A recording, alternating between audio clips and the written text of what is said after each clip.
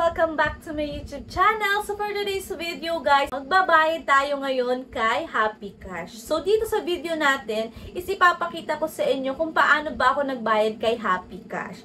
So kung kayo is magbabayad, tamang-tama sundan nyo lamang yung ating step by step para makapagbayad na rin po kayo.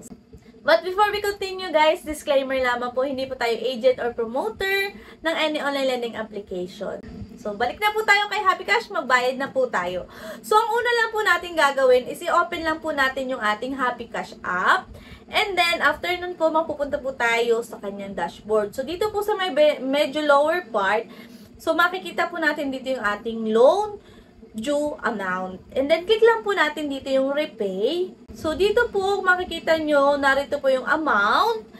So, i-click na po natin dito yung repay. So, dito po, napakarami ng repayment channel na pwede natin gamitin. Si GCash ni Paymaya, 7-Eleven, ML Lawyer, RD Pawn Shop, Cebuana Lawyer, Palawan Express, Union Bank, and BDO. Pwede nyo po gamitin ang alinman dyan, kung alin po yung available sa inyo.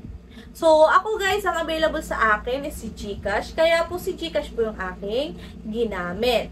So, click lang po natin yung GCash. And then, ito na po yung mag-a-appear. So, kung makikita nyo po dito, yung repayment code. So, napaka-importante po nitong repayment code. Kasi mamaya, ito po yung ating ilalagay dun sa ating mga pipil-apan. And ang kanyang repayment amount is 1,712. Repayment channel is GCash. And then, biller name is SkyPay. So, SkyPay po ang ating biller na hahanapin mamaya kay GCash para po makapagbayad tayo dito kay Happy Cash. And then, phone number. So, yung phone number po is yung ating phone number na nakaregister dito kay Happy Cash. And then, open na po natin si GCash. So, enter lang po natin dito yung ating PIN. So, dito guys, sa dashboard ni GCash, makikita natin yung bills. So, yun po yung ating i-click. So, after clicking bills guys, dito naman po, yun naman pong loans ang ating i-click. So, click lang po natin yung loan. So, narito po yung mga billers. So, dito guys, pwede naman po natin siyang scroll down, scroll up. So, kung hahanapin natin yung SkyPay. And kung ayaw nyo naman is, pwede naman natin siyang i-search dito sa may upper part. So, search biller and then type lang po natin si SkyPay loan. Ayan po yung mga kailangan nating fill-upan. So, amount, contract number, mobile number, and email. Dito sa amount, guys, ilalagay natin yung ating loan amount na kailangan bayaran kay Happy Cash. So, ako, guys, is 1,712 pesos. So, yun po yung nilagay ko. Kanina, guys, meron tayong ikinapin na repayment code. So, yun po yung ating ilalagay dito sa contract number. So, ipipaste lang po natin dito sa contract number. And then, dito naman po sa mobile number, kung ano po yung nakaregister ninyong number doon sa Happy Cash, yun po yung inyong ilalagay dito sa mobile number. So, kung halimbawa naman po, ibang GCash ang ginamit ninyo pagbabayad, ang lagi nyo po tatandaan kung ano yung nakaregister na number doon sa Happy Cash, yun po yung ilalagay nyo dito.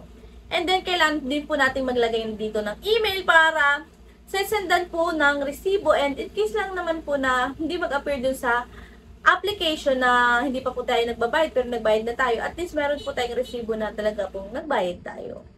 So, and then dito guys, meron po tayong service fee na 10 piso. Kaya ang total ko pong babayaran dito is 1,722 pesos. Kasi po nadagdag yung 10 for service fee. So, click lang po natin yung confirm. So, yan guys. And then, save lang po natin yung image o yung resibo po. Para, in case lamang po na hindi mapa-record, diba? At least meron tayong panghahawakan. So, yun guys, ganun lang kadali yung pagbabayad kay Happy Cash. So, sana po is nasundan nyo yung ating step-by-step ng pagbabayad. Kung may katanungan man kayo at hindi naintindihan dito sa ating video, mag-comment lang po kayo sa baba. So, that's all for today's video guys. See you on my next video. Bye-bye! Kung hindi ka pa po nakasubscribe, subscribe ka na, mag-comment at mag-like ka na rin po dito sa ating video. Bye-bye!